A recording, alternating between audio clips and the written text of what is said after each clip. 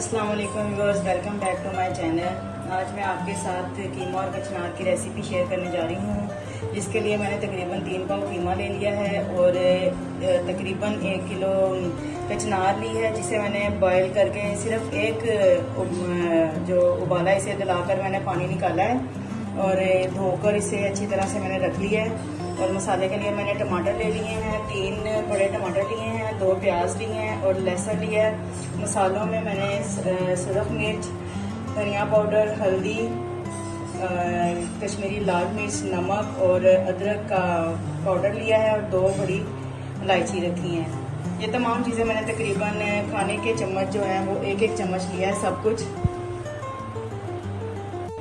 बाकी मसाला जो है वो आप अपने टेस्ट के मुताबिक इसको ज़्यादा या कम कर सकते हैं। अगर आप लाइट खाना पसंद करते हैं तो इसकी मिकदार आप कम कर लें। मिर्चें वगैरह अपने टेस्ट के मुताबिक आप इसे यूज़ कर सकते हैं। चलें जी, हम पकाना स्टार्ट करते हैं। मैंने कीमा जो है मैं प्रेशर कुकर में करूँगी रेडी, ताकि मसाला अच्छे तरीके से साथ ही गल जाए। लहसुन, प्याज और टमाटर मैं साथ ही डाल दूँगी।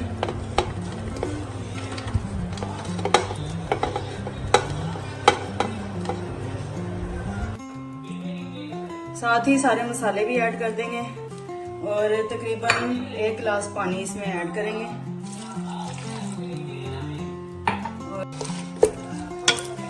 एक दफ़ा इसे अच्छी तरह से मिक्स करके इसे 15 मिनट के लिए प्रेशर लगा दें।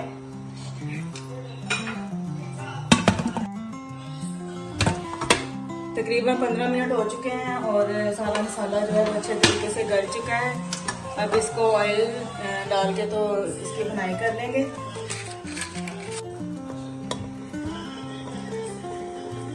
तकरीबन आधा कप जो है वो ऑयल का आपने इसमें ऐड कर देना है।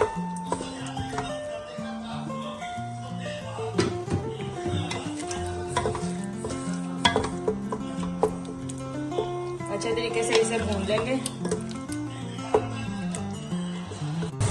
कचनार जो है वो थोड़ी सॉसी ही अच्छी लगती है, इसलिए मैं थोड़ा इसमें दही ऐड करूँगी। 2 से 3 चम्मच जो है आपने दही के ऐड कर।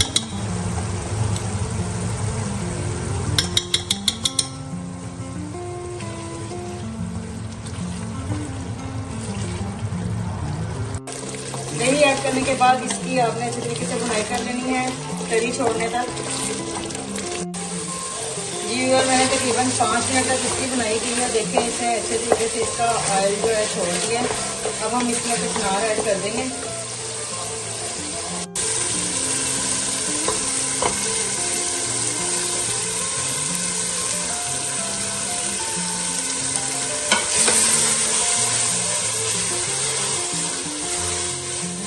कचनार ऐड करने के बाद आपने इसको अच्छे तरीके से भून लेना है और फिर इसे तकरीबन 2 या 3 मिनट के लिए दम पे रख दें।